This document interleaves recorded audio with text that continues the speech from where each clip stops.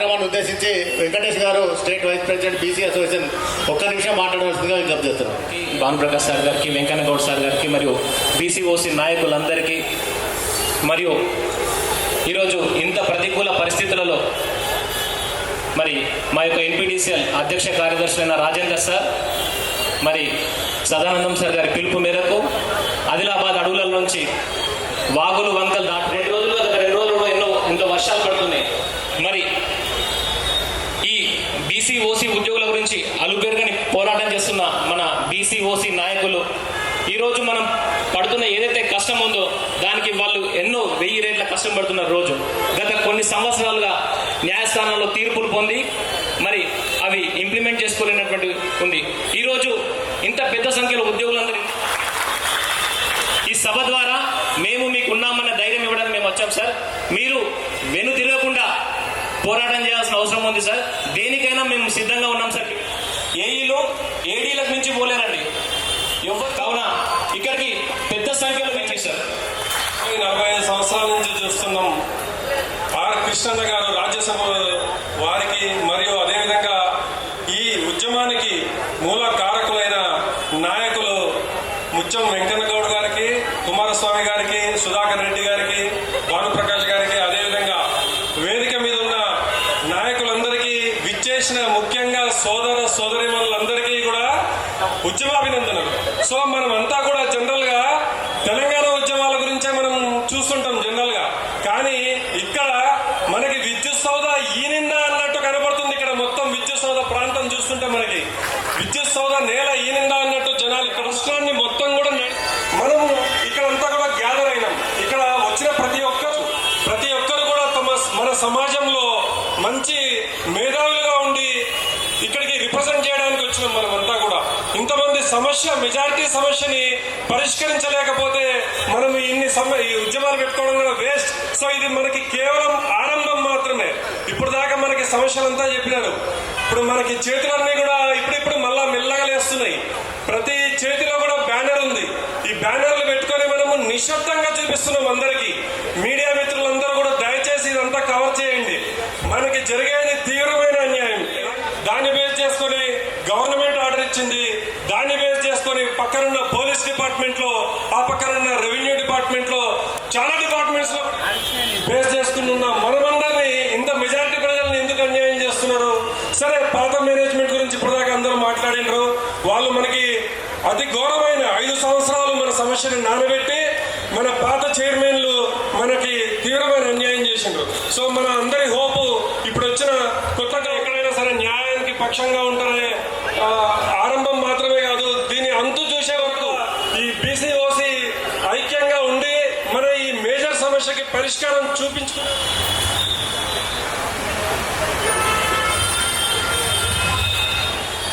ఎంతో ప్రయాసపూర్తి ఇక్కడ దాకా విచ్చేసిన మీ అందరికీ నా స్వాగతంకు వారికి అభినందనలు తెలుపుతున్నాను. అలాగే మాది ఖమ్మంలో నిన్న మున్నేరు వరద చూసా. ఇప్పుడు ఇక్కడ ఇక్కడ ఉద్యోగులు చూస్తున్నా. ఇక్కడ అదే రేంజ్లో ఆ వరద కంటే ఎక్కువ కనపడుతుంది. ఇంత పెద్ద ఎత్తున వచ్చిన ఓసీబీసీ ఉద్యోగులందరికీ మరొక్కసారి ఎలా పుట్టిందంటే ఓసీబీసీ ఉద్యోగుల ఆత్మ గౌరవం నుంచి పుట్టింది.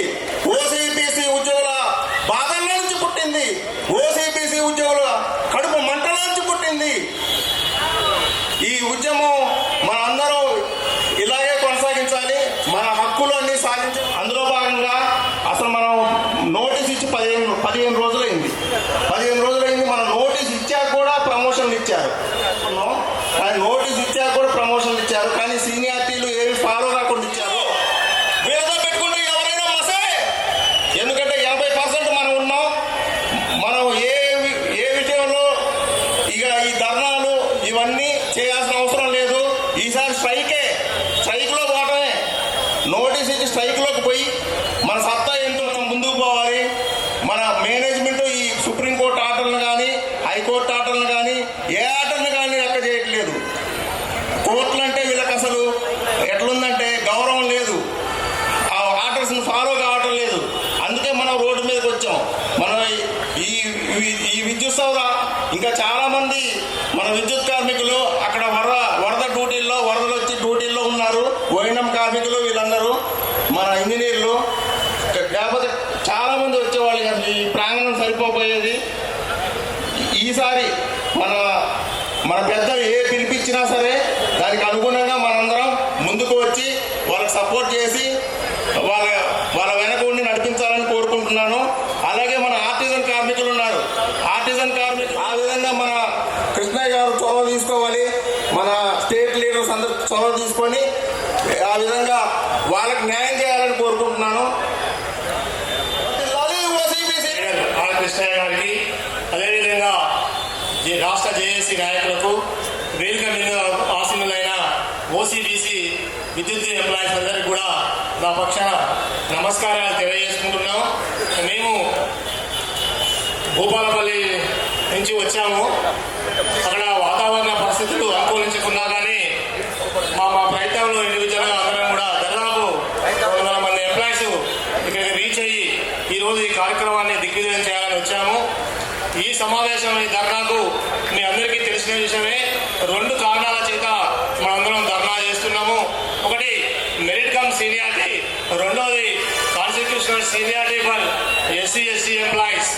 దీని మీద మరి ప్రభుత్వ ఉత్తర్వులు క్లియర్గా ఉన్నాయి, కోర్టు ఇచ్చిన తీర్పులు ఉన్నాయి, మన యొక్క ఏపీఎస్బి రెగ్యులేషన్స్ కూడా క్లియర్గా ఉన్నాయి.